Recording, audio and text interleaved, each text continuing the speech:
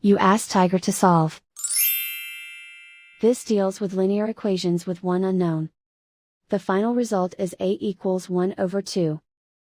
Let's solve it step by step. Swap sides. Isolate the A.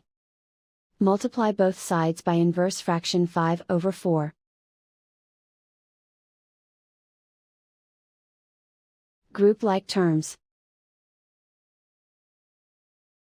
Multiply the coefficients. Simplify the fraction.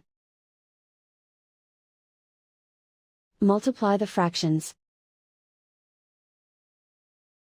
Simplify the arithmetic.